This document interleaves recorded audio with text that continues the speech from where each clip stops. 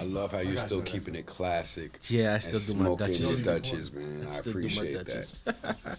It's like you and my man Greg, man, my man G. It's like y'all the only two people I know that still smoking Dutchess out here in this world. I appreciate that, man. That's as New York as it gets, yeah, right? Right. I remember I was trying to get like Backwoods to sponsor me, and the motherfuckers just kept trying to put Dutch Masters on me, and I was like, motherfucker, I don't smoke no Dutchess. Right, like, you smoke Backwoods, right? But you know, they're all under the same umbrella. I did not know that. Yes, they're all under the same umbrella. They're all. It's like they're under the Thank same you. parent That company. gives me like perspective. Yeah. That makes sense. So what their thought process is that they market Backwoods to the south and the west. They market Dutch Masters to the northeast because of our laws with flavored tobacco. Oh yes, trust me, I went down that whole rabbit hole, baby. Puma's been on his Yeah, man, I've been dying to get that- Dutchess to sponsor me somehow. They'll get Now that makes Dutchess. sense. Dutchess, what? They'll throw you a Dutch Master party, bro. I need boxes, my nigga. I've been buying boxes my whole life. They will definitely, man. Damn, My man's a brand ambassador without the. I wish you would have told me without about the that, man, bro. no. Because I definitely, Dutch. They would invite me to their parties. Dutch Masters was like on me, and I did not want no man. parts. Hell yeah, that's what I need in my life. No, I wanted no parts. That's what I need in my life. All right, we good? Jordan, how you feeling over there? David, Great. Vlad, Do this, baby. my man Puma. Let's go. All right, everybody. What the fuck is the deal, everybody? Y'all already know what it is. It's the Happy Monkey Podcast. This is Ramon Reyes right here, co-founder and creator. Got my man Vlad, and today we got somebody special, right? And I wanna kind of like say that. I know we mentioned, why we started the speakeasies, like my inspirations of going to California, going to Amsterdam, and going to all these places. What I forget to mention, and not that I forget, that what I don't mention is my New York inspirations, right? So one of the first events that I've gone to in New York, as far as like weed events, was this event called Ganja Games. Ganja Games was my man over here was involved with my man Tariq Buzz and more other people, but it was the first event that inspired me in New York to actually have events because it wasn't a session. You know how they have session hours and everybody's selling weed and the tables. It wasn't a sesh. Like, yeah, there was weed in the building, but it was a fucking event. There were people performing. That there was things going on, right? There was games, so there's a lot of things, right? Yeah. So today, I think for me, this is special because this was like the New York inspiration for the Happy Monkey speakeasies, right? So today, we got my man, none other than TV personality, entrepreneur, the homie, my man Puma. Yes. What's up, my man? What's up, my man? That's a great intro. Yeah, man. Thank you, man. I wanted to mention that because I think people kind of like they don't understand. I know they know you from Black Ink and stuff like that. I think people just don't like to talk about it because it's that whole. Shout out to Sassy, you know what I mean? Shout out to Carla. Shout out to Tariq Buds. Like that whole moment in time, it's really ill to see what we started and what happened after, you know what I'm saying? Like, I saw people legit watch and make a whole career off of what they saw that day, and I was like, holy shit, like, we really, but I said to everybody, I'm like, yo, this is gonna be something bigger than what we know, so we may want to chill a little bit and pay attention to what the fuck we're doing, because we're like, there's a lot of fucking people here, and everybody's looking at us, and when people kept asking, no, when are you gonna do the next Ganja Games? When are you gonna do the next Ganja Games? And when we had to run out of a back door because mad police came into the front door, I was like, maybe we got to just chill the fuck out, man. Like, I'm still on TV and shit, and the last thing I need is to be in handcuffs as TV personality gets fucking arrested for selling pounds of marijuana. TMZ. Oh, now you know they would have made a whole tabloid like you're the ring of this leader of this like they would have gave this whole situation, man. Got a whole Rico situation going on, but I'm glad that inspired, and I'm glad that a lot of people actually did get inspiration from it. And I was inspired from going out to DC. That's how I got inspired, honestly. I went out to, it was DC I went out to one time, and I just seen people having like fun and man weed around. And I was like, wow, this is kind of cool. And they were like, yeah, we're about to legalize, and this is what we do out here. I was like, why the fuck don't we do this in New York? There you go. That's the same thing I thought. And like, the first time we did it, I remember I called Shice Bubs. That was the first person I called. I'm like, yo, Shice, I'm gonna do a party in this apartment in Brooklyn. Just bring whatever you got, and I'm gonna make motherfuckers buy that shit. You know what I'm saying? And I called my man Top Shelf. Shout out to Top Shelf. You know what I mean? Yeah. He's always like the most angriest person in the planet, but he deserves all his props. You know what I'm saying? I tell him sometimes you gotta like cool out, but he's just so angry. But big shout out to Top Shelf. You know what I'm saying? He does deserve his flowers because he was one of the people out here with that shit. With that shit. He had that shit. You know what I'm saying? And I remember we were just doing those first event. It was just a few people came in, and you know.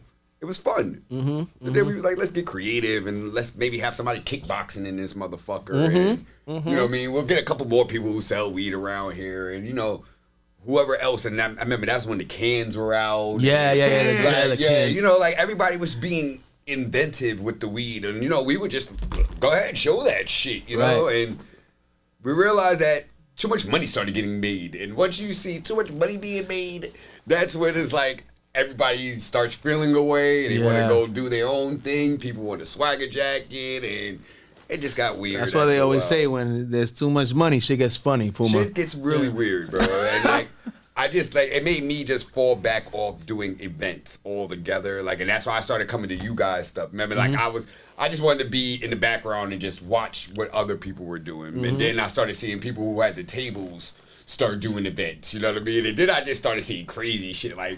Once I started seeing dudes doing shit every day in their apartments in the Bronx, that's when I knew. I was like, okay, this shit is out of control. You know what I'm saying? Like, I remember I went one time and it was like, we was in somebody's crib and it was mad niggas with weed tables in the crib. You know what I'm saying? Yeah. And I'm like, nah, this shit is... This can't be it. This can't be it no more. You know what I mean? We got to think of something else to do now. You know what I'm saying? So that's where, you know, I'm kind of glad that shit settled down a little bit. You know what I'm saying? Yeah. It's not as bad as it was just like a couple of years ago. Well, I'm kind of glad that everybody cooled out. Before we get deeper into things, because I got my own things I want to talk about, like from when we first met, I want to give the people some updates. So, as y'all know, we're coming soon to a theater near you. Look out for us coming to Dykeman. Look out for us coming to Bronx.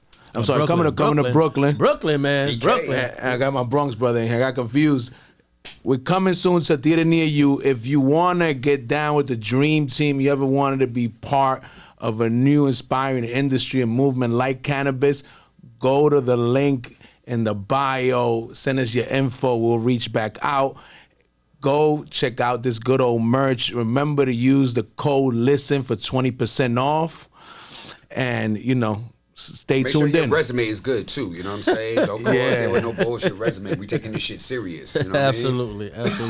We corner boys with corner officers now. We're not playing. Right. Yeah. Puma, so I you know, it's an honor to have you here because you know you're a Renaissance man from Black Ink to everything else you've done, but now like for you to take the route of having P-Rollz on legal shelves all over the state.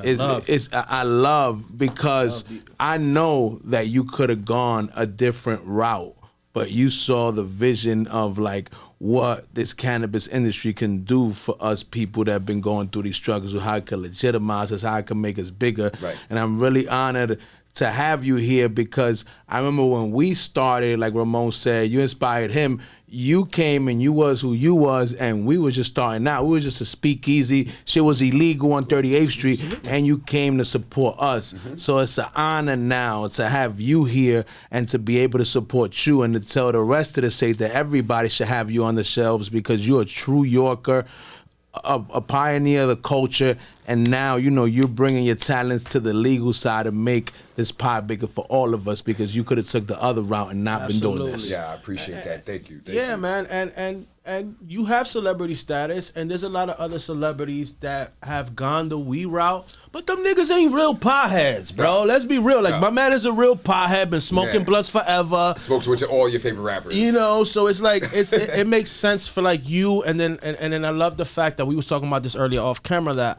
you actually working it, right? You're not just like, you know, playing it and whatever the case may be. But we gonna go into that. We gonna go crazy before we get deep, and we go get into all the information about your pre-rolls and giving you flowers. Because I could give you flowers. I could sit here and give you flowers the whole time. I Don't worry appreciate about that. it. Trust me. That. let's get into Lil Puma, right? The Lil Pothead Puma. Yes. Give me your first experience with getting high. Oh, Tell me, was it a White Owl? Was it a Philly? What type of weed was it? Was it in the Bronx? Was it in Uptown? Like what? Give me the first time getting high. I can give you the whole experience. It was very funny, man. Please do. You know, I went to IS 115 over there on Crescent Avenue. You know what I'm saying? So, had that mango piña over there. That was my first time getting arrested. Was getting a bag of mango piña. How about that? You know what I'm saying? But nah, I remember being a kid, and there used to be a gang out there called Crime Family CF. You know what I mean? So we were little kids. They would call us JCF, and they would tell us, the older dudes would be like, yo, go get us our weed for us while we on the block. Yeah. So we were like, yo, fuck that weed shit. He was like, yo, y'all better learn how to go do that shit now, because y'all gonna be smoking one day. And we was like, man, at first when you're younger, man, we ain't gonna be smoking no weed. But then one day you're like, smoking weed. Let's try to smoke some weed. So, back then, Tupac and Biggie with the St. Oz fucking posters all over the Bronx. Yeah.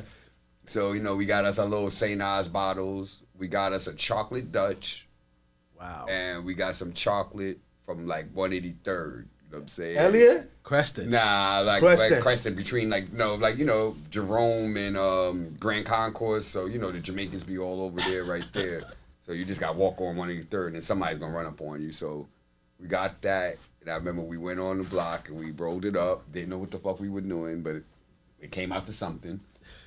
Burnt that shit. My whole chest was on fire, bro. I felt like I was burning up inside. I was drinking out the fucking fire hydrant, trying to cool myself down and shit.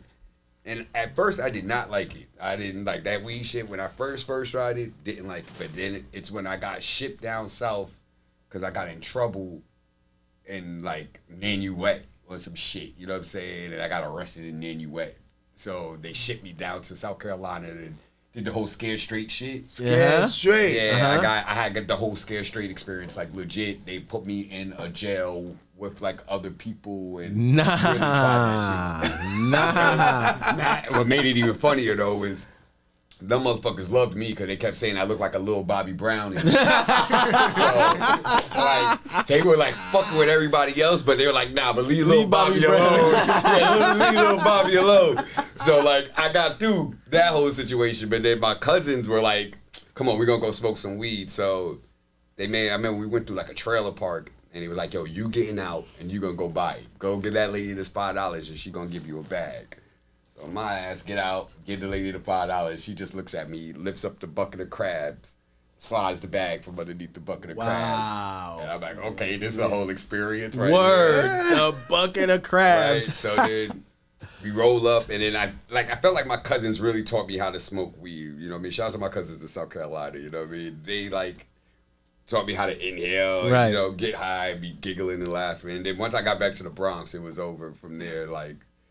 We were going over to fucking the Mango Pina, fucking block, you know what I'm saying, and going to buy fucking dime bags, them pillows. And yeah, man, I was just a little stoner kid, man, going to high school. Then I started selling weed, putting that shit in my sock, going to school. And yeah. You was serving the students in school? Mm-hmm. Definitely. I mean, I'm from Grand and Fordham, brother. Shit. You know how they motherfuckers out here wearing North Faces and shit, man. We got to figure out a way how to get that fucking North Face money, man. Mama wasn't giving it to us, so put the weed in your sock, get inside, sell it to the girls in the lunchroom. So how we go from Lil Puma smoking to, to now selling a little weed in school to being on Black Ink and becoming a reality celebrity and all that. How do we go from that to that? Shit. Being outside, bro. Outside. I think, I was from that point, you know what I mean? I definitely had many transitions in my life. And then I remember there's people that are in my life that, be shouting up. Shout out to my man, Lexus Tech. You know what I mean? If you're from the Bronx, shout out to my whole Albanian family in the Bronx. Oh, we fuck with the Albanians. Shout out to the sheep base. Yeah, you know what I mean? There's a whole Albanian family out there that I had that really started putting me on to the dro and the haze and the different high grades of weed, you know what I mean? And then I have a big homie named Rob, S.O.D. And I remember one day he said, like, when you smoke weed, why are you smoking that dirt? If you're gonna harm your body with something, you might as well give yourself the highest grade possible. Legit. That was his words. Go get the fire. Yeah, he's like, and he was always the type that he smoked fire and a white owl. Like that's Yeah, him and all white owl. him and all the Albanian homies. Like they used to smoke fire. Like these, I was young, but these motherfuckers, I remember seeing Bentleys and big chains. Like these, you know, they were outside. But I was a kid selling the weed, so they would pull up on me and had gas, you know, and really learned about that real good gas. You know what I'm saying? Seeing 20, 30 pounds early in life before like a lot of people were seeing that amount of weed. You know when what it I'm was saying? like 6,000-7,000 a pound, like that right. era. You know what I'm saying? That $20 a gram, you know what I'm saying? Like putting 0.8s in a bag. And even that, seeing like 50 pounds, that brick, you know what I mean? The Jamaican brick, the 50 pounds. You got the bales. You had to chainsaw the motherfuckers. Like seeing all this shit as a kid and like all that, that's why like a lot of this shit didn't impress me as I got older because I saw so much. You got jaded. Yeah, I saw a lot, man. Like I always say I'm one of the most unluckiest lucky people on the planet. Unluckiest lucky people. Okay. Yeah, like one part of me, if I tell you like my family life, childhood shit wasn't the greatest, but yet. Right. Here we are. You know what I'm saying? Like if I tell you some of the shit that happened to me as a kid, the common thought process is I should be in Rikers Island right now on a murder case. Right. Legit, I'm supposed to be an angry, hostile human being that hates everybody and should be a murderer. But I took it and thought it could never get any worse than that and just kept going forward. You know what I mean? And I shout out to like the humans that I've met throughout my life, man. I'm a listener. I like to listen to people. Man, and we got mutual friends, right? And we got mutual friends even before you came celebrity. So these are people that know you, and you've been the same exact person even since then. Yeah. So I'm sure people gravitated to you even then because it's like you're the person, you got personality, and you the funny, you know what I mean? And you young Bobby, you know what I mean? Out here in these streets. You know what I'm saying? Young Bobby in the streets. And then like even that part, like it used to always bug me out, like the people who would gravitate towards me. Like I said, like unlucky, lucky person, you know, like. I would meet these people when they were maybe nobodies or whatever, and then next thing you know, they become this. And you're like, holy shit, bro. Like, look what you did. You know what I'm saying? Like, wow. And there's so many people like that. You know what I mean? Like, from going to high school with Cisco, Buddha the Future. You know what I'm saying? The freaking ASAP. Seeing these kids. Like, I remember they were kids coming into Black Ink. And next thing you know. There you go. Holy shit. Right. You know what I'm saying? Like, it's... Unlucky, lucky person, bro. Like, I just be in the right place at the right motherfucking time with some good weed. Nah, but I really believe, man, I'm a firm believer, I always preach this, that men lie, women lie, but energy never lies. And, you know, you always, since I met you, you always got positive, good energy, and I think that also plays a role. You know what I mean? Yeah, man, like, you know, we from the hood, bro. Like, you know what I'm saying? I done lost so many people. I done seen so much death, my nigga. So it's like, the fuck am I going to be angry about, man, when I'm actually alive and well and living and I can do? You know what I'm saying? I think that a lot of people don't think about that aspect of their life. Like, bro, I've seen some shit, man. Like, as happy as I be, man, I've definitely cried many times. You know what I'm saying? Because I've seen some shit. So... it makes you want to live out your dreams, bro. When you see a motherfucker who was right there, bro, you know what I mean? Like, right about to fucking live their dreams, and next thing you know, aneurysm, and they die. You know what I'm saying? It's like shit like that. It makes you just want to live. You know, like, I don't know. I don't want to get too deep with it, but it's real life like that. You know what I'm saying? Yeah. So how does it feel now going from Lil Puma and the X in the hood to being around the P's to being, you know, on Blank Ink to now you are a cannabis entrepreneur, my brother? How do you feel like that whole journey now has helped you maximize this chapter in your life? Well, it's living out my dream again, but then also just understanding, because I've sold weed in the streets, you know what I mean? Legit on a book bag, no social media. just Trap a or die. skateboard, you know, Yeah. trap or die type shit. Like being on West 4th Street selling to strangers, fighting motherfuckers with your skateboard and your book bag, making sure getting punched in your head at Sedgwick Avenue, but making sure you still got your book bag on. You know, shit like that, you know? So once you get to that point, you understand how to really honestly market. You know, like I think that people don't understand marketing. They get so caught up on their phones and thinking that I could just post something and people are going to buy it. And it's like people forget about the actual human concept of going out and talking to people. And then with the legal market, we was talking about this earlier, is actually talking with your bud tenders. You know what I'm saying? Shout out to all the bud tenders across New York State. Yeah, absolutely. You know what I mean? Shout out to bud tenders, man. Those are the front They line. are part of Those are history. Those are the people on the front line. Those are our first legit legal weed dealers. Absolutely. You know what I'm saying? Like when you really Absolutely. honestly think about it, they're legit Absolutely. legal. Like, and they're the people that when you're in this legal business, you want to make sure you take care of. You know what I mean? Don't go outside thinking I got to give all my homies free weed, because them motherfuckers ain't going to go to the dispensary to go buy your shit. They're not. I'm going to let you know this now. Trust me, I know. So, but the people who are in them stores selling the weed, those are the people you want to impress, because those are the people when the customers come in and they say, yo, I'm looking for a fucking pre-roll that's really nice and smooth. They're going to say, oh, Yep. perfect. I got something just for you, man. I love smoking this myself. That's Bomb. it. And then you're in. And that's now you're selling out in 3 days. Shout out to me.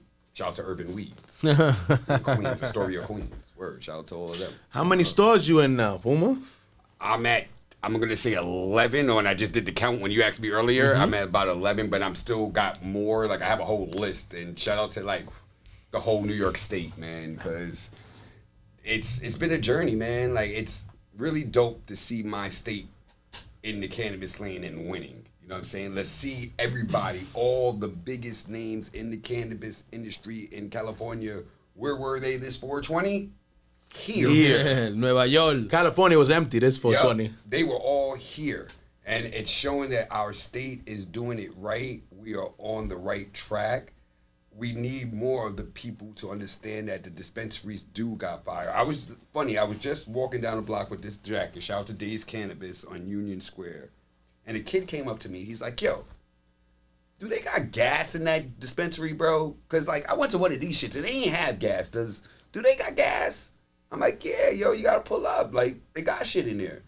He's like, yeah, man, like, I don't be knowing. Like, and I think that's the thing that we have to all change. It's people realizing that there is some good ass weed. Yeah, I in think these legal that's. I think, dispensaries. I think that's changing, and that's gonna come by. By the time, you know what I mean. As, the more time we go by, the more shit changes. How many strains you got in the pre-roll? Okay, so right now I have 2 strands in the pre-rolls. I have an indica and a sativa. Right now I just have the sativa because the indicas are selling out. But the sativa that's right here with us is the Super Awesome Express. Super Awesome Express. I Yes. like to get Super Awesome. Yeah, it's Super Awesome Express, right? So that's a sativa, keeps you up, high energy. It's in a hemp wrap, as you see. Most people who know me, like, I don't smoke papers like that, you know what I mean? I smoke blunts, so I had to make sure it fits me and what I do, and I know there's other smokers like that, and then the way it burns, it's nice, it's smooth. So I have that, and then I have the PR13, which is an indica. It's nice taste, sweet, but it hits, knocks your ass down. My next, after that, I'm going to do just raw flower, which is going to be Puma piss. Puma piss. Yeah, so you know what I mean.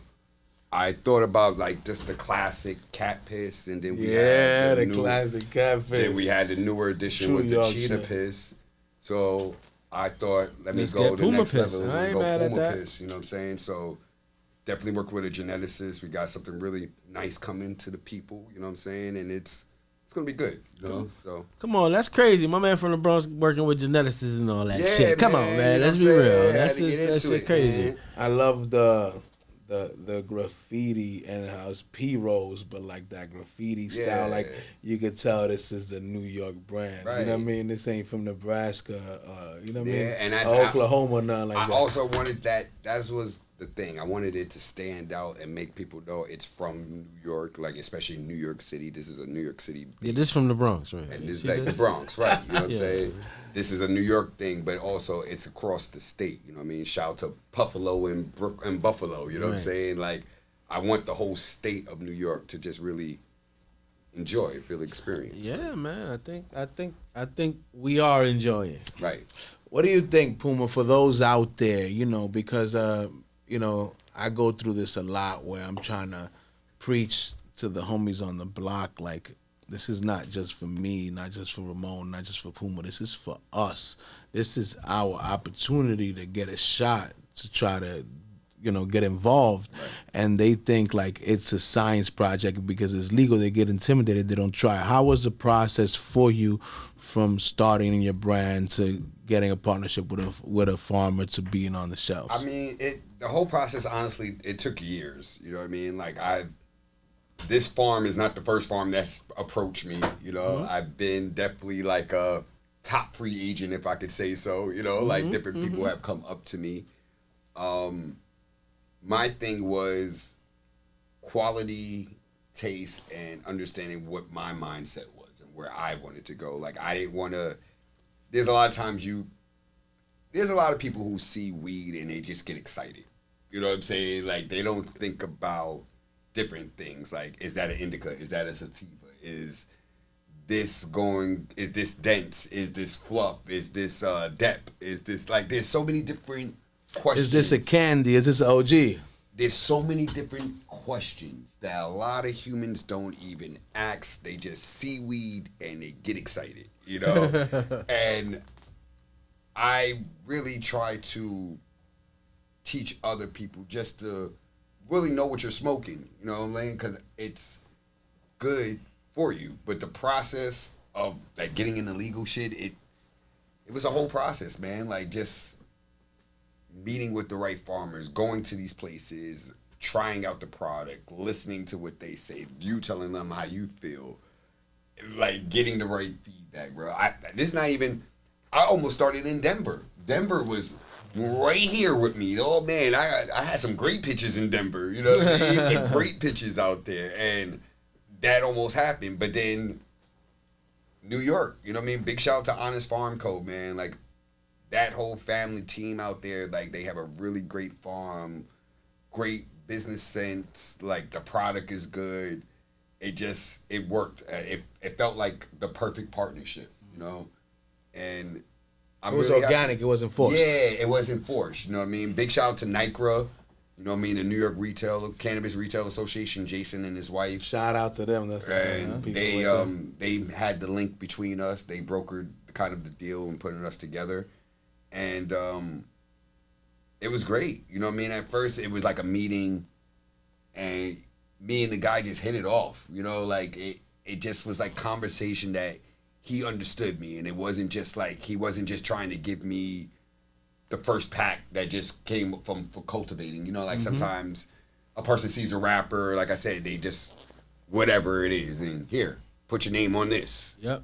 And that wasn't the, like, nothing that we were saying. And like, I was explaining what I wanted. He was talking about genetics, and we were going over different genetics of things that I personally like and what he had, and it just worked. Like, he took you serious and understood that it was bigger than just throwing it in a yes. In a And I'm glad that I'm actually showing and proving that it was worth the serious take. You know what I mean? Like, we've been moving. I'm just really happy. 420 weekend was really great for us. You know what I mean? Big shout out to Gotham Buds in Harlem. Shout out to them. That's the homies right there. Big shout out to Gotham Buds, and shout out to the Culture House, aka the cookie store in Manhattan. You know what I'm saying? They definitely also showed a good time. Burner, K Powers, you know, big shout out to them. Mel, all of you guys at Culture House, you know, everybody. Nah, man. Hey, yeah, know your names of these people, you know what I'm saying? Like, be a good human. Know these motherfuckers, you know what I'm saying? You're doing business with them, you know? Like, I try to make sure I get to know you, you know? Like, we're not just out here doing being bullshit. transactional. Yeah, you know what I'm saying? Like, you're doing big business out here, and then we're doing it in our state that we're trying to have longevity, legacy. This is supposed to go longer than what we can even imagine. I want my daughter to be eating off P-Rollz and her daughters to be eating off these shit. So we have to make sure that we all just, stay together in this shit. The high tide raises all the boats. That's what people don't understand. I think that's another thing that has surprised people, right, Puma? Where like I've heard in other states and other markets where like how like you said earlier, it turns into crabs in a bucket, and people start. And I think they've been surprised at the unity that New York State has had, as far as like everything is everything. Everybody's cool, but from my vibe, I've been noticing but New York comes first, and we always supporting each other. And I think they've been surprised, you know what I mean, by the unity that's been. And I think that's also a thing that we have to start changing with the homies in the block, is making sure that they know New York comes first. You know what I mean? Why are you taking your ass all the way across the goddamn states to go get something that you could possibly get right here, but you're just not going out your way to look for it? You know what I'm saying? You just think it's not here when it's right here. You're wasting your time and money. In such a major way that where you're traveling to is traveling here. Yeah. Because you're in the Mecca, but you're just not realizing it. You're just not realizing it. So, Puma, how has it been as far as like you said, like, I know, we ex-legacies from the block and all that, to adapt into now a compliant market where you gotta do things a certain way and adhere to all these compliances. That's only the hard part sometimes. Like even how you can't give out shirts and do different like marketing and like stuff that you would do for a brand, you can't really do for the brand. You know what I'm saying? So that may be the only part that's the hardest. You know what I mean? Between social media, doing the shadow banning. You put a little bit of weed up. Oh man, the Instagram is bad, but the worst is TikTok. TikTok don't play that shit at all. TikTok, as soon as TikTok see a little greenery, boy, TikTok about, oh no, take that shit down. No. Like, so it's really just trying to understand what you're able to do in New York legally and being able to go with the flow of that. You know what I mean? Going in, especially as a celebrity personality, go to these dispensaries. Don't just go once. Go a few times. Just pull up sometimes. You know what I mean? Like, people at Days Cannabis, they'll tell you all the time, I just be pulling up. You know what I mean? Gotham, I'll pull up, just to see what's going on. Like, you don't got to be checking numbers. Nah, just pull up. See how the bud tenders are doing. Check on them. Word. I'm giving you free game. You should take what I'm saying and run with that. Listen, man, my man giving you the game. The game is to be sold, not to be told, but he's giving it to y'all. And, I'm a firm believer only a fool knows it all, and you got to listen to the people that's getting results. Right. It's out here, man. Puma, I got a little bit of a controversial question when it comes to this cannabis thing, and I would love to know your opinion on it. Please. How do you feel these 5,000 illegal shops out here is affecting a legal brand and legal shops out here? I mean, it's. I told you it was a loaded one. All right. So, it's a double-edged sword, right? This is how I feel. It's a double-edged sword because one, I'm not a hater, and I want everybody to eat in the planet, but at the same time, you're messing up what other people are trying to build, and some people have worked really hard to get there. You know what I mean? Like, they worked hard to get that license and all these things, and to have somebody who just putting some bullshit in the store and then they're not putting even some good shit at that, that's what makes it dangerous. You know what I mean? Like, when you're, what are they saying, people putting that fucking Fenty on that shit now, they lacing the weed. The worst shit I had, you know what, whoever I don't know which camera I gotta look at. But whatever you motherfuckers are putting that fucking vape oil on the weed to try to make it smell like watermelon Skittles and all that other extra weird the terps, dumb the shit. straight terps. Yo, bro, stop that shit, my nigga. That shit is whack. I don't like that shit. Don't do that That's shit. the sprayed terps. Like, yo, bro, somebody showed me today, actually, the multicolored weed. Like, no, don't do that shit, my nigga. Leave that shit alone, bro. That shit is not good. I can legit show you tested fucking things for my weed. Like, I can show you that it's passed multiple tests. The THC levels, you know what this shit is, bro. It's clean. You see that ash? How that ash look? Crazy. Right. We good. We good. Clean. You know what I'm saying? Like, everybody talk about smoking good, but y'all be smoking that Fenty low key and you don't even know it. And then you be wondering why you be itching to keep smoking more and more. You might be fucking around and smoking the wrong shit, my nigga. Find out. Figure it out. That's the only thing I don't like about them illegal shit. Like, you don't know who's selling what in there, bro. And then some of them people who own them shits are not good humans. They don't care about fucking weed. They don't give a fuck about who's buying this shit. They don't give a fuck. They just want the money. So they'll tell you, yeah, spray that roach spray on that shit if that motherfucker keeps people coming in. They don't give a fuck if you die and fucking pass out or catch a fucking aneurysm or nothing. They don't care. Just to attest to what you're saying, right? But when I'm gonna give you my opinion on that, I just wanted to hear yours because, like you said, it's touchy because it's like, you know, we originally from the legacy market, now we're in the legal market, and it's just like, you know, we're not against legacy, but like you said, I would say 80 to 90% of the people that own those shops, they not legacy. They actually, the people, when I was hustling on my block in Harlem, they used to call the cops on me. So it's just like, I can't rock with that because they just opportunists. Because like you said, they don't care about the community. They don't care about the plant. So it's just like, they not helping nobody. They're not helping legacy. They're not helping legal. And they're not helping the community. And then, when not low key, they're also fucking up the community because now y'all done changed the regular ass bodega Aki store that was there that was helping people who could, cause you know most of us in the hood live in a food desert. Yeah. If you don't know what that is, Google. But they ain't no motherfucking supermarkets around. There's that corner store right there where you can buy your milk, you can buy your cereal. No, you dickheads changed this shit to a fucking weed spot now. So now that fucking older lady that lives in that building got to go fucking extra fucking blocks now to go get her fucking food. You dickheads. Y'all didn't even think about just keeping the food there. No, just make everything weed. I don't get it. That's the only one, like, those people I like, you motherfuckers. Those people I don't like. People who had regular ass stores. You had a regular store, bro. Like, you were selling food to the community. You were doing something right. Now, as soon as that weed shit went, you took all the food out, all the snacks, and you just put weed in. No more milk, but you can buy an eighth for $50.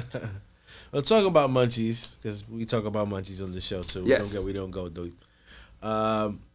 Give me Pumas. What's your go-to Munchies, man? What's your go-to shit? Oh man, give me some chocolate chip cookies and ice cream, pimp. Ooh. That works like a motherfucker, boy.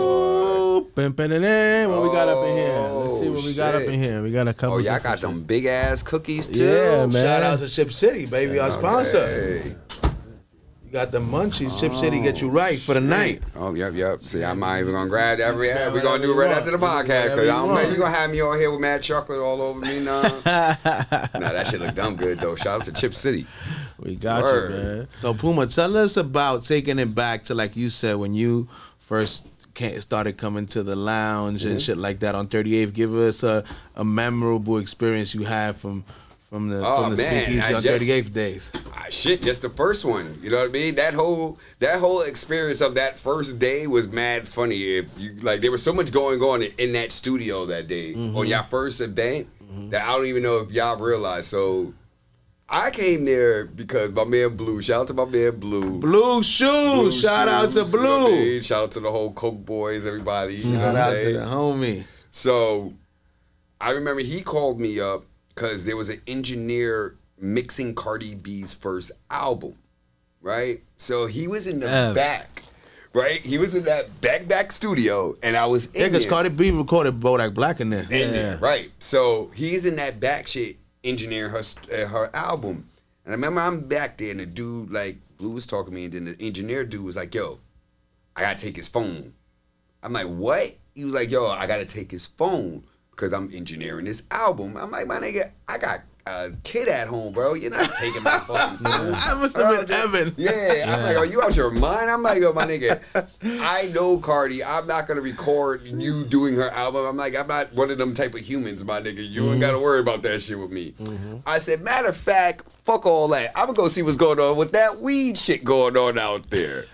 So when I went out there, I realized I had mad bottle girls from Sin City, R.I.P. Sin City. You know what I mean? R.I.P. Sin City. Yeah, y'all did. Y'all had mad bottle girls from Sin City in there. So they all know my ass. That's neither here nor there how they know me. But, you know what I'm saying?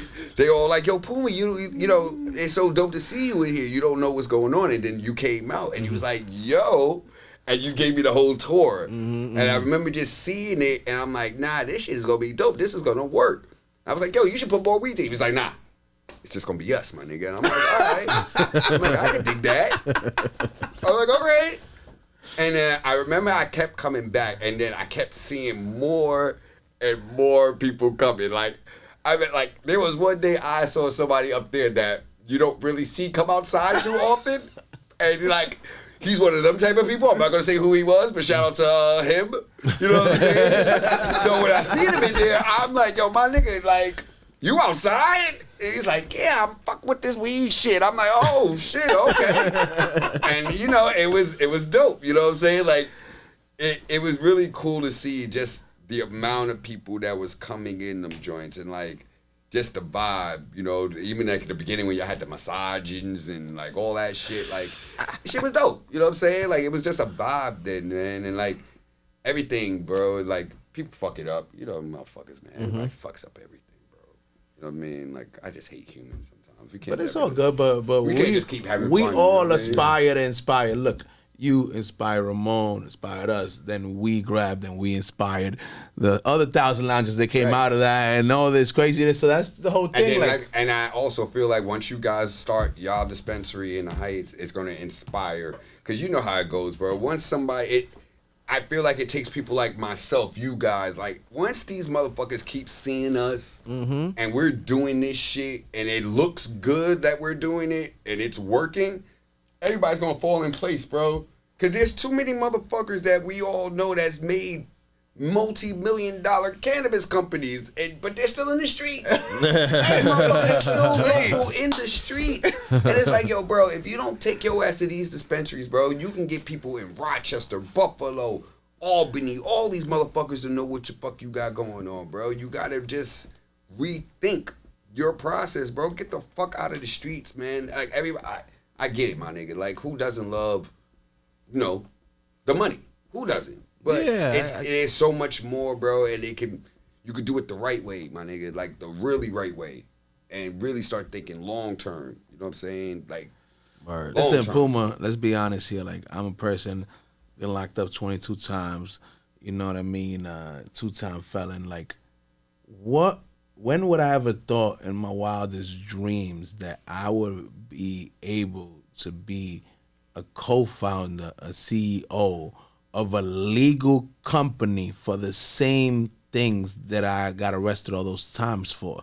Like you said, like there's not many avenues legally from where we come from that you could legitimize yourself like this and like change the trajectory of your whole family. Do what you know how to do and do it legally.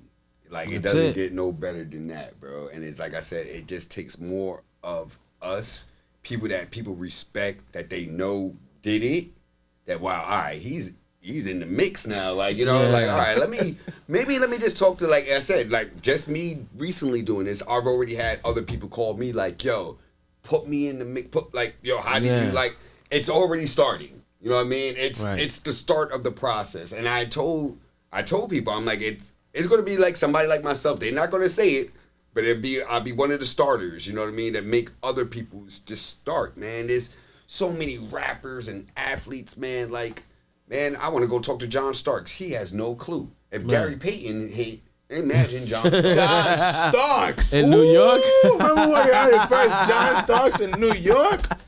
He's on fire. I'm just trying to say, that's neither here nor there. Don't let me just say nothing. Come on, he better send that finders fee if he hears this. I'm saying, man, we gonna figure it out, man. I'm gonna have a conversation, man. Watch. Don't remember I said it. Look. Remember I said it. Just remember. You know Puma, now I want to learn because I'm a firm believer only a fool knows it all.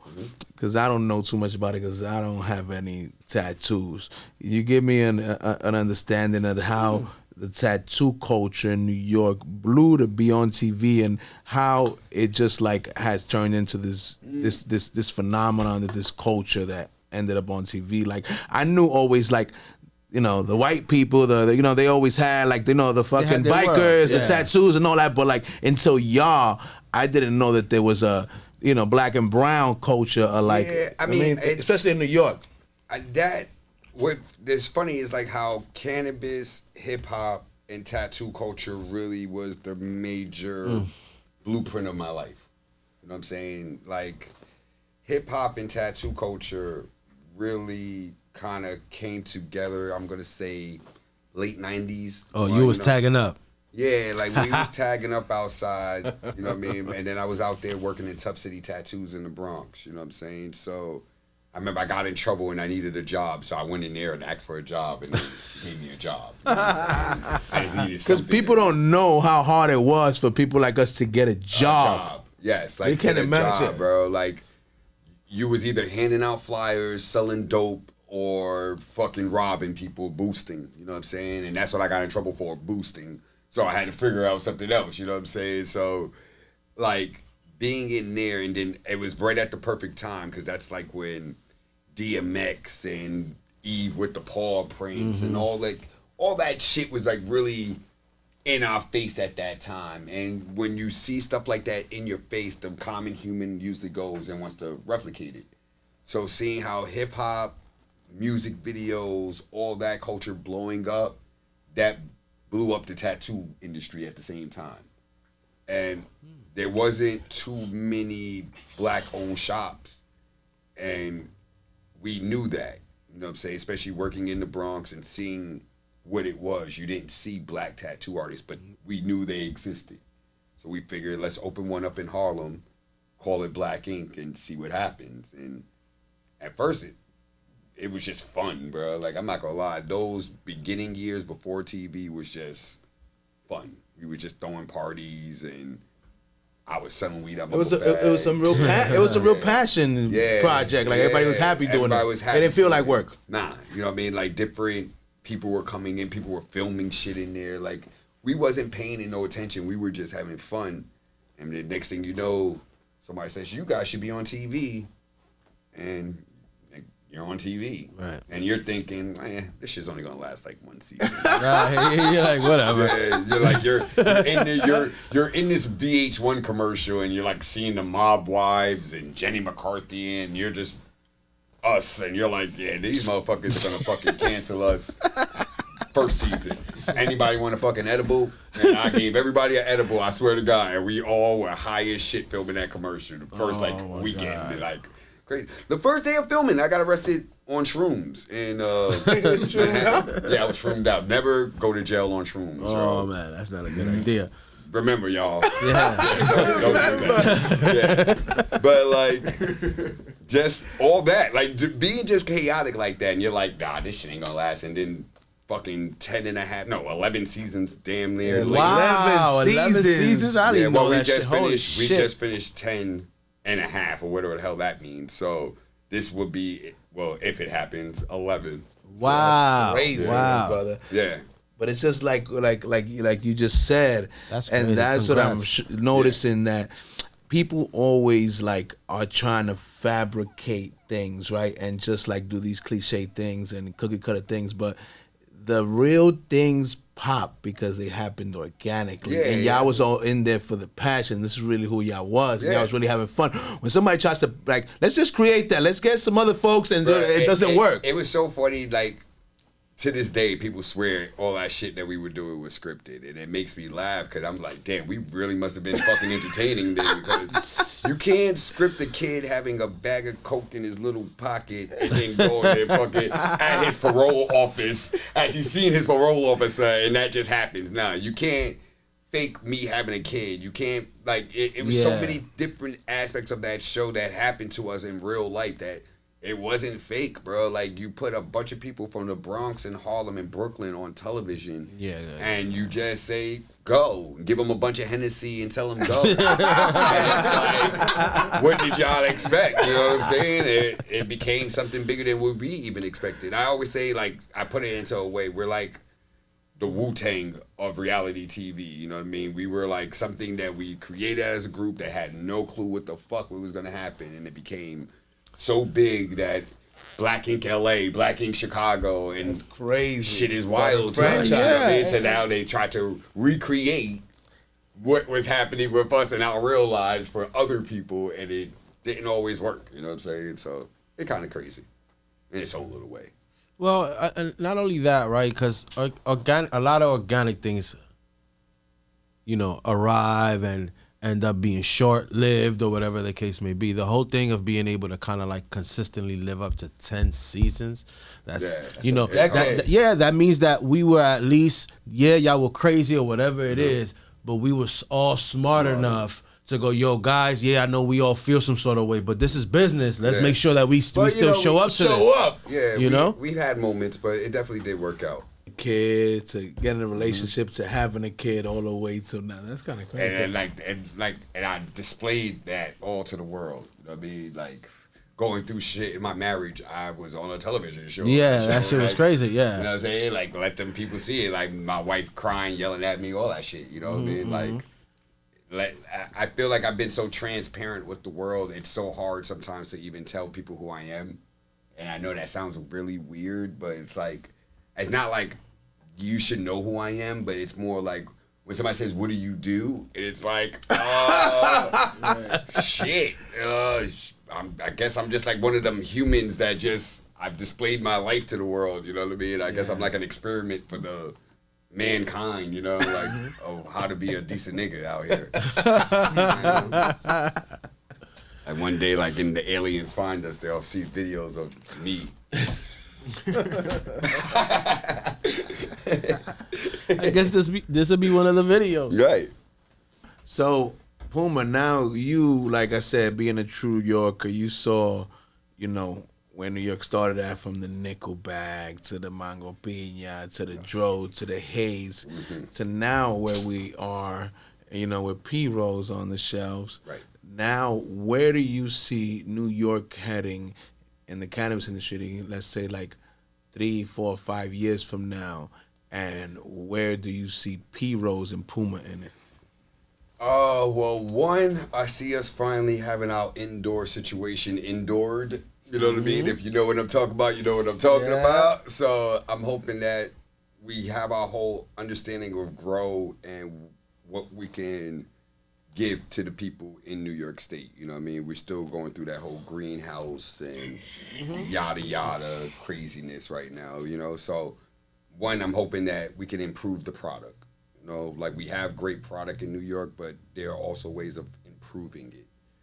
I'm hoping that also in that time that we are federally legal and that P-Rollz will already be in the stores and that it will be even in more stores, you know what I mean? That it'll be something that you can buy anywhere.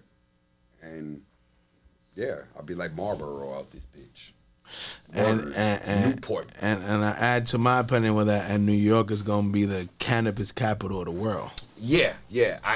There's like a few things that we have to just add in, like the consumption lounges. I want to definitely see that. That's actually one of my next things I want to get into. I was actually just talking to somebody, one of the guys from OCM, about consumption lounges. You know what I mean? That's like, coming. That's here. Well, you know. Yeah, but I just want to. I think I want to get into that lane soon. You know, like I want to get this brand off and running, but I think my next power move might be consumption lounge. Well, that's our thing. I would love to do something, man. You know how that should go. Yeah, man. Yeah, we like. It's just I want to do something for people. Like I know there's a lot of people uptown, Harlem, the Bronx, you know, these places that they need the vibe. You know what I'm saying? Like the vibe don't be reaching up there because if it's, you're not like us, like for some reason, like, you know, me and Ramon always talk about that, like people that are not from New York and even people that are from New York but live between 96 and Wall Street, they think that New York City is between 96 and Wall Street and they don't know how much more there is. There's more. Like the Heights, Harlem, just all like there's mad different parts of like even the East Side, the West Side. There's so many different places. Even like Lower East Side, how like this area, like it looks so. We lost so many businesses out here, bro. I was walking around and just looking around. We talk about this all the And time, it was like, yo, like I remember there were so many just young up and coming brands, little shops, everything just all up and down these avenues, and now it looks like deserted low key. And I think that maybe the cannabis market could be what can save it if they open it up a little bit more and let us do what we do. What do you think if it ends up going federally legal? How do you think that impacts things and impacts I feel like P-Rollz? I feel like that if you're for the people who's already in it, if you're in it at this point before it does, I feel like we're all gonna be good. Like, you know, everybody that's in it already. If you're already in the game, in the market, you're selling a product. Because even if a bigger company, say Newport, Dutch Master, all these big brands, institutions come in, and they already see a small brand like this is selling all over it without the big institution. Their first concept is either gonna buy me out or bring me aboard. Mm-hmm. And hey, if the money's right, that's how that game works. Yeah. You know what I'm saying? I've already talked to my wife about that. We've had like long conversations about that because you know that there's much bigger companies. We all know that. You know, there's capitalism. Yeah, it's capitalism. It is what it is. But now, if I have a brand that by my lonesome was able to be this big of a brand, the first thing they're going to do is want to talk to me. So I'm going to still be in the game, and I'm going to be all right. You know what I mean? And I don't mind. You got to get in. It is what it is at this point. Don't be stupid.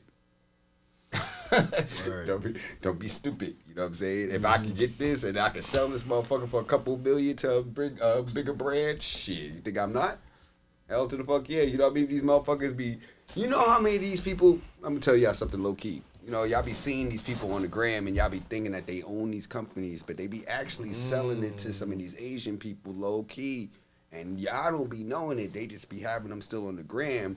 And you think that they own it, but they don't own it no more. They been sold that motherfucker. They got their money, yeah. They got their money. You know what I'm saying? It be happening a lot. You be thinking somebody owns something, but they done sold it. But it makes sense for anybody who doesn't really gonna want to like interested in participating. You know what I'm saying? If all you want to do is just have it as like, you know, oh shit, yeah, I got a brand there, then it makes sense. It goes like, you know, like why you gonna stick to something that you don't really like this. They're either gonna make you, they're gonna buy you out, or they're gonna either just run you over. You know what I mean? And that's what's gonna happen. And I feel like a lot of people have to prepare themselves for that because that's what's gonna happen. They're gonna definitely run some people over. Some people are gonna get ran over. That's the inevitable what's gonna happen. It's capitalism. It's capitalism at its worst, bro. But it's going to happen. It happens with every company. I always think about it like the prohibition. You know what I mean? Like these liquor companies. You think that there wasn't some small liquor people who had their own little small liquor companies, but these bigger brands came in and they found somebody named Jack Daniels who made some bomb-ass whiskey. You know what? We're going to buy that off you, bro, and we just going to sell that out. That's how that works. You know what I mean? Like all them people that handed, like, it's when you get an understanding of how a lot of these businesses work and what the name and how those things coincide, you'll start really understanding how to really make the play. But that's about another day and another time, you know what I mean? That's neither here nor there. No, it goes into what we spoke about earlier, right, Puma? Like I always tell the homies on the block, I said, because it's like you said, that's a good analogy and comparison, alcohol brushing it now. You know why? Italian dudes, Irish dudes was trapping with that liquor hard when it was illegal and they came up and all that good stuff. But there came a point where you hit a crossroads where it's like, who you going to be in history? Are you going to be Al Capone? He made a bunch of bread. He was notorious. But when that prohibition ended, he ended and his generational wealth ended. Then you got Joe Kennedy, John F. Kennedy's father, the same thing, but he crossed over, became one of them Jack Daniels and put his son in the White House. So right now we at those crossroads. Right. Which one you're going to be? Which one you're going to be?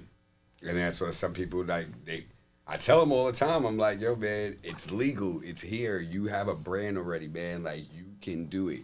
If you just go out, do your paperwork. Go, like, yo, bro, it's everything is right on your smartphone. We have these phones. You can Google legit everything. What are the forms to make me have legal weed? That motherfucker will pop up on your screen. PDF. You can legit. We got ChatGPT now that you can talk to them. You can put it and tell that shit to fill it out yourself on your phone. It will do it all for you. It's like, it's not as hard as y'all think, man. You just have to do the work. You know what I mean? You're doing more work getting up and seeing them people while your phone is ringing all the time than what you actually probably would do just putting it in there and having some bud tender sell your shit. But, you know, don't listen to Puma. Listen, Puma's giving y'all $1 million worth of game. Puma, and that's why, you know, it's an honor to have you here because, you know, people wait till too late to give people their flowers. But like I said, you know, you always been a scholar and a gentleman, and, you know, we here to congratulate you for accomplishing everything you've done for the culture and now adding it to the cannabis industry. Thank you, man. Now, what do you think, Puma, because, like, we were talking about earlier off camera, like, you know, many celebrity and famous people have tried this cannabis play, but it hasn't worked out as well as it has for you. What do you think has distinguished your approach from others that have not done as well, that also had fame and were, you know, clout, you know, famous and etc.? Well, one, people have to believe that you actually are a cannabis smoker, you know what I'm saying? That's a big part. That's first, you know what I'm saying? Like, that's why Wiz wins, you know what I mean? That's why Snoop wins, you know what I mean? That's why Mike Tyson wins. Right. Myself, you know, other people, I've seen other people doing it, and it's like you can't be too famous when you're getting into the cannabis industry. And I think that's something that a lot of people that are famous got to understand when they're getting in it. Like, you can't act like you're better than everybody. You can't be walking in some places with mad security around you, especially if you're going into a dispensary and you're dealing with the bud tenders. I talked about this before. Bud tenders are very, very important. It's not about your homies on the block. It's not about the people you know. It's about the bud tenders. Those are the people that you want to impress. You want to make all of them happy. When you see them, say hi. Hello. I like anybody who'll tell you when I go into any dispensary, I talk to every single bud tender. How you doing? Hey. When I walk out, everybody, hi, bye, have a good day, have a good night. Y'all be safe. Talk to these people. Don't be acting like, you know, you special because you got a couple of followers or some shit. You know what I'm saying? Like, nobody care about that shit, and they're not going to sell your weed. They're going to call you an asshole. Then your shit going to sit on the shelf, and it's going to go stale, and you're going to lose money. You know what I'm saying? So, yeah, pump that shit, because I definitely be hearing about some of y'all. Y'all not pumping y'all shit, and it's losing. And shit's sitting there. Yes. And I definitely just came in, and I probably outsold you already, because I be out there talking to the people, not being an asshole. Back to that humanity, like you said earlier. Yeah, man. You your fame that shit don't mean too much, bro. Everybody can have fame, bro. Especially nowadays, that shit is like, anybody can have fame. So, it just be normal, man. Be regular, bro. Like, stop, motherfuckers be acting like they too cool. So they just losing in the long run. Too cool for school. David, what's going on? What news you got for us? We just, 420 just passed. What you got going on for us, man? So, I'm going to start off with maybe a spicy one, but I just got to throw it out there. So, David coming with the spice. I would say, so this 420, biggest cannabis holiday of the year, Dutchie's POS system went down in all states except New York State. Second year in a row on the biggest day in cannabis, their POS system failed all the dispensaries they're working with. What are your thoughts on the crash, and do you think they can recover? Nah, somebody's going to have to come up with a new system. Because you can't, not on the biggest day of the industry, and you fucking up my money. Nah, I wouldn't want to deal with them ever again. I would be looking for a new program ASAP though. I think it's like 3 years in a row. Yeah, that's it. Like, there's got to be somebody right now trying to come. That's money right there. Fuck, we don't got no programmers. Like, look, we don't know no programmers. Shit, we might. That's a play. Yeah, that might be a play that we might be walking around. Right, like shit. 3 years in a row, you said. Well, I said 2, but the barbershop might say 3. Barbershop says 3. And then, yeah, man, no, it's tough because, you know, like Puma said, you know, people put up, you know, this is some people's lifelong opportunity, put up millions of dollars to open these stores. Like on a day like that, you could lose 50, 100 grand. Like it's tough pill to swallow. Yeah, we should find a program at ASAP. Find out what they got and how we could do it better. All right, next news update is New York officials have outlined a 5-point plan to combat illicit cannabis shops, including the use of local police officers, padlocking stores, and even revoking lottery and liquor licenses for shops found selling illegal cannabis. I know we already talked about it on the episode, but what are your thoughts on this 5-point plan, and do you think it's going to work? I feel like that nobody cares, bro. Cause like what? I just walked down the block, and how many did I just see just now? Like there's at least what 2 or 3 on this block right here. There we go, right? Legit, right? Yeah. I just walked. Dude was screaming at me as I walked by, like "Yo, Puma," and I look like, "Oh shit, this shit is like not legal at all." So it's like, if cops really wanted to shut them shits down, they could. I feel like there's something else going on. You know, we are in election season and all that other extra shit. So, yeah, I think they just don't give a fuck, man. And they're not going to do that shit, bro. I think they're going to just keep letting it rock and roll because nobody cares. I think that nobody wants anybody to actually win off cannabis in New York. But we got to just keep pushing for legislation and having the people, like even people like I see, you're really good at that shit. You know what I mean? I'll be peeping you. Yeah, you're my good man at that over shit. here. Yeah, you know what I mean? You definitely gonna be like mayor. Yeah. You're definitely good at that shit. I'm not the good at that shit, bro. Nah, me either, my man. I'm not Don't worry good at about that it. shit, bro. So it's like I always make sure I just get behind whoever is the person so that they can really put shit into effect, man. But I, at the same time, think the motherfuckers don't give a fuck, bro. They like, cause it's like so obvious sometimes. It's like, well, why is that shit still open? And it's like, nobody cares. And they're like, you look at cops just passing by. They don't give a fuck. But back in the day, bro, they was chasing us down on our block. Come on, man. They was jumping out. Chasing us down. But now, look, these motherfuckers just got the store. They be chilling in there, smoking in the shit. Nobody cares. Nobody cares. Nah, man. I feel like, you know, it's a step in the right direction. It's going to maybe do a little something. I don't think it's going to put a major dent in it. But, you know, it's a step in the right direction, giving people more tools to try to, you know, figure out how to slow it down at least because it's like it's a little out of control. So even if it moves the needle a little bit, it's a step in the right direction because that's what they said that was the issue, that they didn't really have any power to combat the landlords and etc. So now they gave them some tools. So they got no excuses. They got to do what they got to do. I have a question. Like, does that also, like, all right, so do these shops have anything to do with the Bodega Association also? Because I remember the Bodega Association, when they first started talking about legalization, they were the first ones saying, we deserve. And you never heard nothing else about that. You know what I mean? I don't know if they ever got any type of licensing, the Bodega Association. Nah, the bodegas didn't get no licensing. So, and even that would have been different if it was the bodegas that already exist, right? Yeah. But that's not even that. yeah, because like We're not even talking about that. I keenly remember like the guy, I remember that. the Bodega Association president. He was like, Man, on Fernando it. Mateo. Yeah, he was on it. Like he wanted the first. Like, yo, if this shit becomes legal, we deserve. Like we should be the first ones. And I always thought that maybe they were part of that, but maybe not. Then. Yeah. Okay. Well, that was my question. Next. Right. So we talked about it a little bit earlier in the show, but just want to touch on it again. So in San Francisco, Hippie Hill, very, very famous 420 event was canceled. They couldn't raise $40,000 in sponsorship this year to get their event going. Like you said, and like you guys saw in Washington Square Park, was flooded with California, right? What are your thoughts on the 420 tides turning to New York? What's it mean for the rest of the country? And yeah, just what are your guys' thoughts on it again? It's late. Too little, too late. Yeah, it's over. Yeah, but we knew this was coming sooner or later, bro. Like all the people who knew, we knew once this shit hit, it was over, and we here now, man. It's like it's hitting. It's over. The market is here.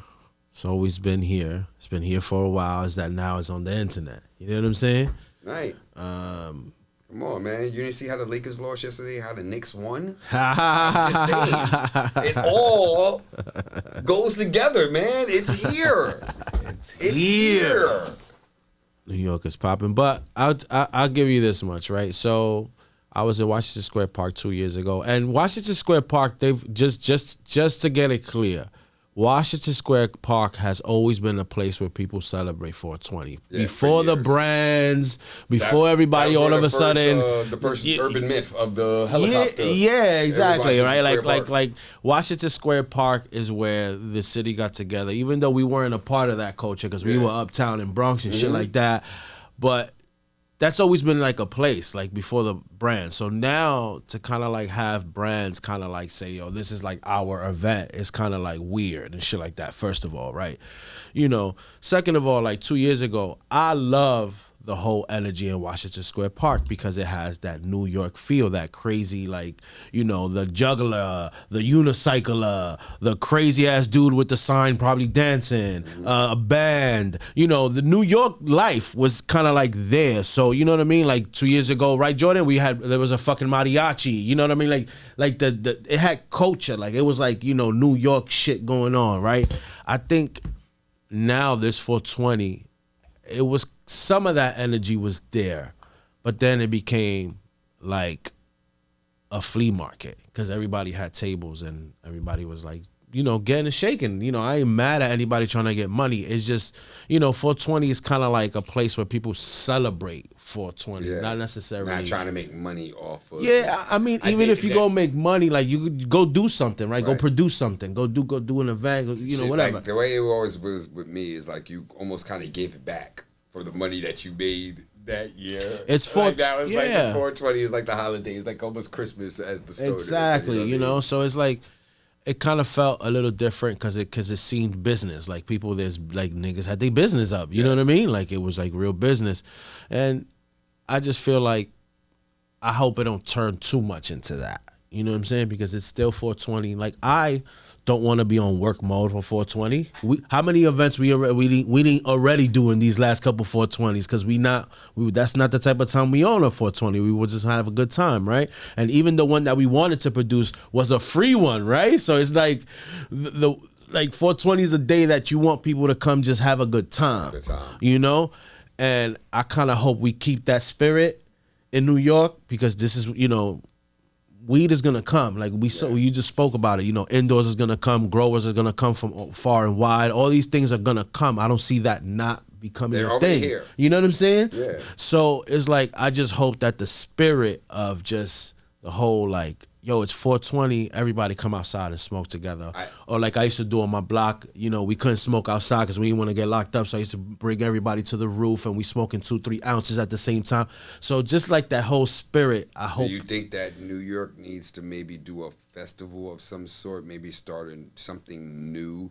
No. All right. Now seeing that we have become the new hotspot for the holiday, that maybe there needs to be a new something in a park, maybe, you know what I mean, like, was it Central Park, maybe, if they let us, right, legally, right, because the Brooklyn Park, there's, you know, one of them big parks, shit, fuck around Katona Park, who knows, right? Man, that's a little too dangerous, but either here or there, but you know, something, huh, Jordan? Yeah, right, like you say, he's like Katona, no, nah, but you know, it's something just different, you know what I mean, maybe start something new for the next generation, because I always think about that part too, man. Like, there's a whole new generation of little stoners. Yeah, they now, coming. Bro. They're coming up, and they informed. Right, and like they need something. You know what I'm saying? Like, what do they do?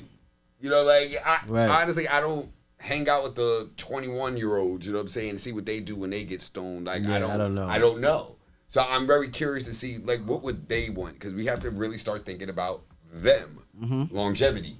That's how, you know, this lasts longer. You start pumping it to them and it comes up and they start seeing how to get their brands in, and that's how this shit keeps all going, bro. Like, it's, gotta start thinking about the youth then. You know what I mean? 21-year-olds and what they're doing and what they like. Absolutely. Maybe give them something, maybe the next 420, like, what do they want? Yeah. I'm very curious to see what they want. Like, who would be dope for them to see for 420 in New York that would make them all come somewhere and be happy? Right. Or do they all just want to be on Side Talk NYC? Right. Got the camera. Yeah. I don't know. You know what I'm saying?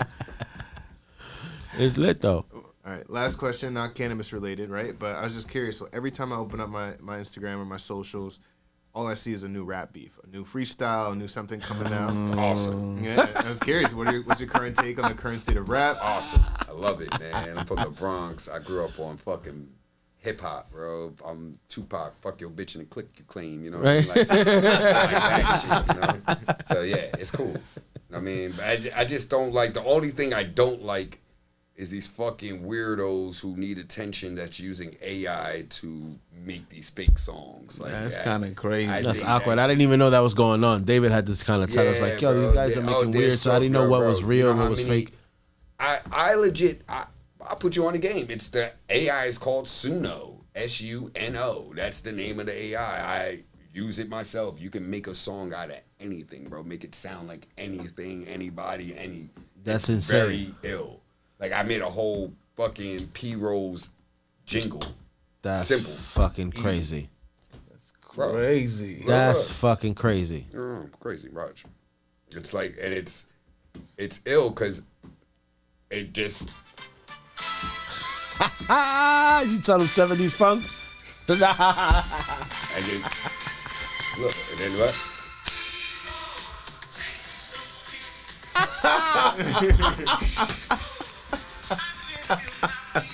We living in the future, huh, Puma?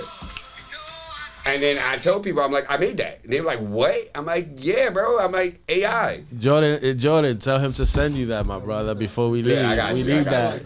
Of course. But now it's like, it's ill, bro. Like, AI, bro. It, like, people can make anything now. And that's this, it's good and bad. You know what I'm saying? Like, if you're really paying attention, it's low-key bad. If you see a lot of people are getting fired, they're losing their jobs. It's the future. It's the future. It's the future. But like this, there's one industry that's going all the way downhill right now, and that's journalism. If you realize, a lot of writers, journalists are losing their jobs. So all these companies are firing journalists because what's the point? I can tell the AI to write me a news story about whatever. Jingles. And the AI is gonna write a whole news story. Print, go, send That's it out, crazy.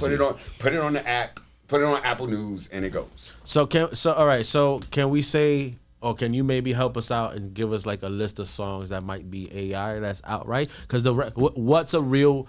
Well, Drake used AI in one of diss records. He I was made actually about to ask about that. He What do you made think about the himself Tupac? sound like Tupac and Snoop To come after Kendrick.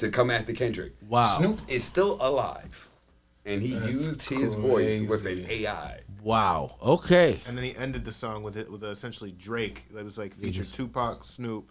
Then Drake ended it. As himself. Okay. But he wrote AI versions of Tupac and Snoop. Allegedly, bro. But it's like, Wait, so who got a real rap beef? Like, so who came out with the first song? Or well, something? right Like, now, who, you want to know set it off? Wait, who set off the real shots? You want to know who actually has the realest rap beef right now? Who's really Chris Brown and motherfucking Puma.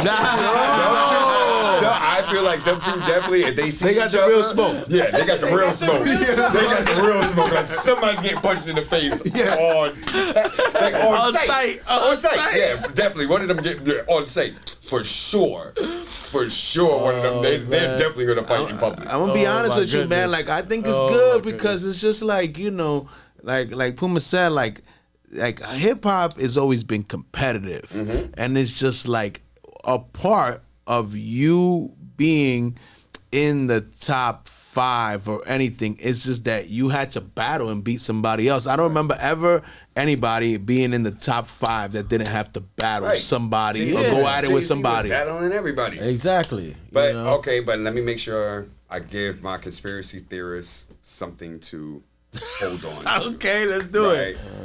At the same time, if you know, last year hip hop had maybe one of the worst years it's ever had in quite a long time. That's a fact. So they said, if you notice that all these people actually know each other and work together very well, So what if this is all orchestrated just to generate streams and album sales and keep hip hop at number one, which it has been, if you notice, since all this has been happening. But that's neither here nor there, because I don't know nothing. You know what I mean? That's just from my conspiracy theorists. I know it's on site between Chris and Quay. Yeah, man. Them two, that's real. That's not true. That's not hip-hop. That's real. That's on site. That's Yeah. on site. Them two, that's on site. Yeah, that ain't got nothing to do with hip-hop. Yeah, that ain't got nothing to do with hip-hop. That's I don't like you. Oh man, Puma. So you being a true Yorker from the X that I know you've been around the block and you've seen this whole game transition, what do you think it means for somebody like us going back to a place like Dykeman to open up the first legal dispensary in history up there? I personally love it.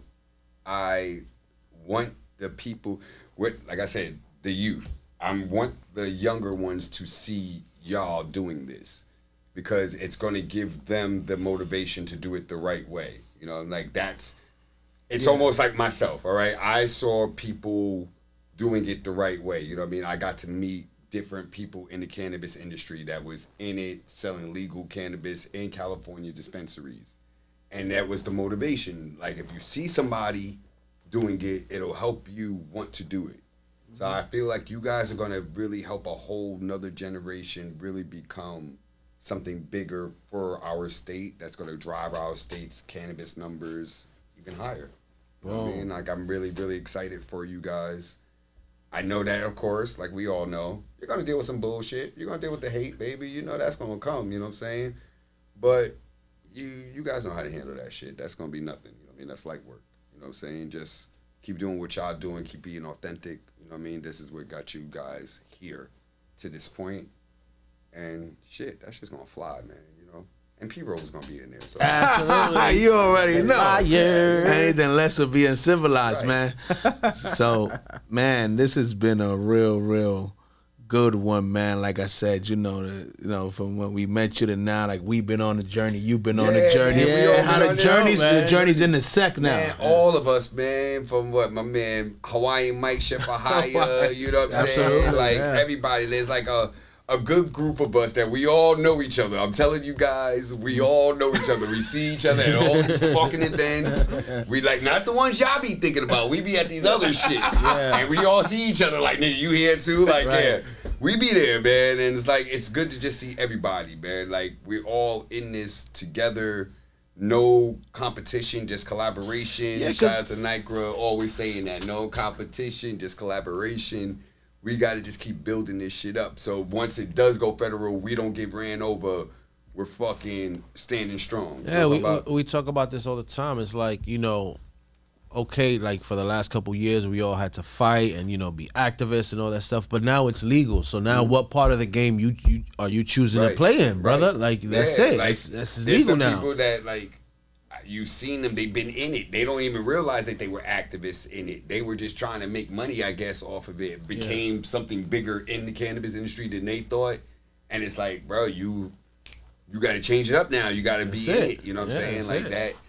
Yo, man, them packs on the block is cool, man. But I'm telling you, man, it's nothing like hearing your shit sold out in fucking Birmingham, New York, and you know your black ass ain't been up there. Like, what?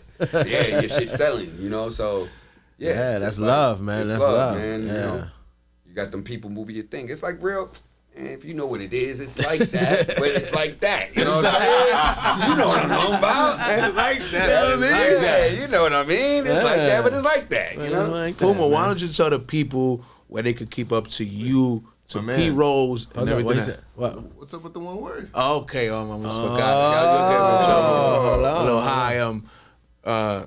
We always ask everybody, Puma, the $1 million question. Right. You've been watching us from the beginning to the end. If you had to describe a Happy Monkey in one word, everything you know about it, the movement, us, etc., what word would it be and why? Ooh, that's a good goddamn question. Shit. No, wait, hold on. Let me get a better one. Hold on. You guys, no, you guys been very like tremendous. Let's just say, let's go tremendous. Let's go. Let's go tremendous, right? And I'm gonna say why I'm using tremendous, right? Because you guys, like you said, locked up how many times? 22 times. Locked up how many? A couple times. For sure. Right. So like going through those tribulations, right? Coming together, starting something that was just get-togethers, social club. Taking it from that, making it a bigger brand, taking the bigger brand, going into the government to do legal situations for the state, taking that to be able to open up a dispensary in the Heights. Yeah, that's fucking pretty tremendous, my nigga. Shit, I think I missed a few other shits in between in the mean, Nobody's but ever used that. yeah, that's tremendous, bro. Like, you got to really think about where you started to where you guys are at. Yeah, like a lot of you, we've seen it, bro. We're not trying to disrespect nobody, but we've seen a lot of people that have been in this shit. They come in, oh, I got this and that. You know, they show their big old bags. They do whatever they do, and they vanish. You don't see them no more. They just disappear. Vanish. You know what I'm saying? You've seen some of these cannabis brands that they start, and oh yeah, I got my cannabis brand. Right. And you don't see it in the dispensaries. You know what I'm saying? So you got to really give props to the people who are actually doing it and making it work, and it's fucking tremendous, bro. Yeah, Happy Monkey. There you go, Happy Monkey, tremendous. Thank you, my man. Yeah. That was huge. What's going on? Thank you, my brother. Yeah, man. So, like I said, people that want to keep up to Puma, want to keep up to P-Rollz and what's happening next, because you said you're going to be expanding this line. How do they keep? Yeah, well, on that? one, follow me, Puma213 on all social media. Puma213 on like Twitch, and Puma Robinson on YouTube. P-Rollz NY on Instagram. Follow Honest Farm Co. on Instagram. Shit. And damn, what else do I got? Well, yeah, and look out for the Puma Piss strand coming out soon. Nice. That's gonna be pure flower. You know what I mean? I'm gonna just put that out as pure flower. That was my next idea. Like, I did the pre-rolls first, but I think the next is just gonna be pure flower for the people, because I know some of my heads, they still want to touch the weed, break the weed down, put it in whatever they want to put it in. So that's gonna be the next move. And then my edibles for my ladies. Ooh. Yeah, because I know the ladies love the edibles. Ooh. Yeah. You got anything else cooking up as far as, like, I know you got the TV world as well. Yeah, if man. If you want to tap in a little bit into that. Yeah, I mean, you know, not, it's all good. But you know, if you know, do got stuff coming, I would like to know. Yeah, I'm your boy. I want to know. Shout out to BET and VH1. You know, got to keep everything on the low. But big shout out to the networks, BET, VH1. Okay. Art to Ink Studios is still open in Harlem. Anybody needs a tattoo, Harlem. We on 135th, 7th Avenue. Damn. What else I be doing? Shit, I just be outside. You know what I'm My man be outside. I asked, hold on. So I asked him to send me some pics, right? Because, you know, I like that, like, for people to send me, like, all sorts of pics, maybe throwback pics and stuff like that. And my man sent us a pic with him and his wife and Cardi B when Cardi B was a stripper. So my man, I was outside. Been outside. Yeah, been outside. Yo, shout out to Cardi, man. Shout out to Offset too. I should have sent the picture of me and Offset. Yo, I'm gonna send that one too. I'm sending you a picture of me and Offset too. So yeah, we can add it, make it mix. You know what I'm saying? But nah, it was. Yeah, man. I just wanted to make sure people know, man. I'll be out there. Yeah, man. I think this was a good time, gentlemen. What do you guys think, man? That was a great time. That was a great time. I had a great time. I'm gonna check them cookies as soon as the motherfucking cameras go off. Though. Yo, shout out to y'all need to know, man. Y'all need to go support P-Rollz, because, like I said, my man's a true Yorker.